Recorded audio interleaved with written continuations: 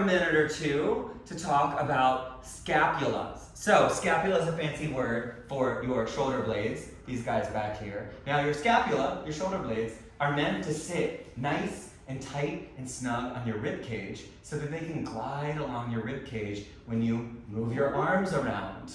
Sometimes though, because of typing a lot and poor alignment of your shoulder joint, your scapula can be all out of place. And so we want to do some strengthening moves to gain some scapular stability and some strength around the muscles that keep your scapula in line. So that way if your scapula are in line, you can do appropriate arm movements like bench pressing and push-ups and overhead pressing and shoulder raises and all the fun things we love to do that make our arms nice and sexy, but can sometimes hurt if our scapula are not in the right place, okay? And so we're gonna go through a move, we call it a scapulation push-up, a scap push-up. It's not really a push-up, so don't worry.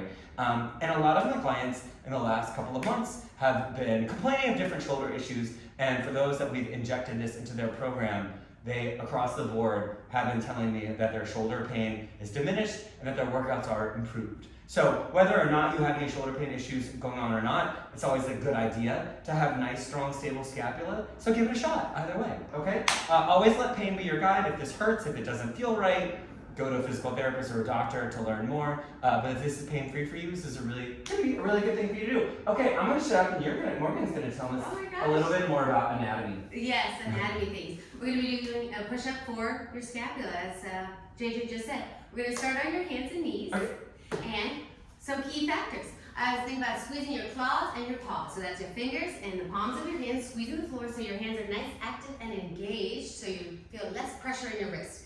Elbows are also pressing straight. The eyes of the elbows to the inside, slightly rotating forward so you can set yourself up for success. You also want to set your spine up for success by rounding slightly in so you can feel your core engaged and stable in the lower body, as sometimes people want to move their scapulas with their mid-back instead of our scapula back, which is right through here.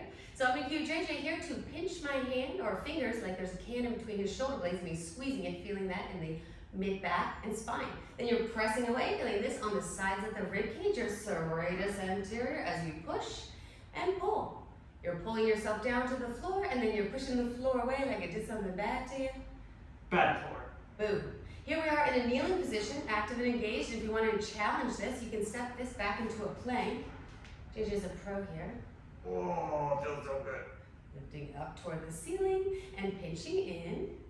JJ's really talented. You can talk and do this at the same time. I can count reps and talk at the same time, although I'm told that I'm not that accurate. As a true professional. We'll take your knees down and do this by enhancing it with some band feedback. We're going to give JJ this delightful little yellow band. Love a yellow band. Little 10-pounder.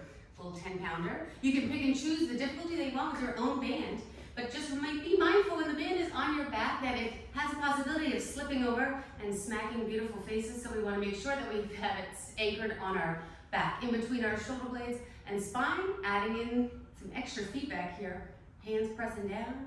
Oh yeah, it makes it tighter. Makes it a little bit harder. Makes it a little bit harder.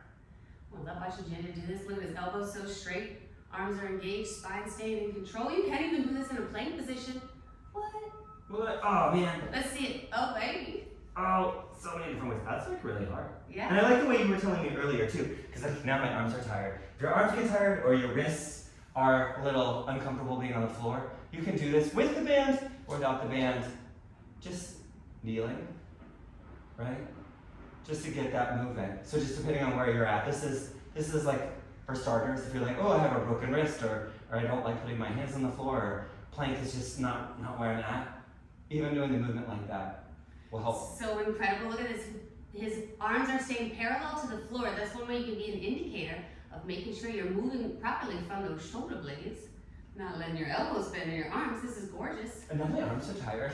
It's harder than it looks. Strong and stable back muscles, scapula muscles. It's always a good time. Scap tap. Yeah.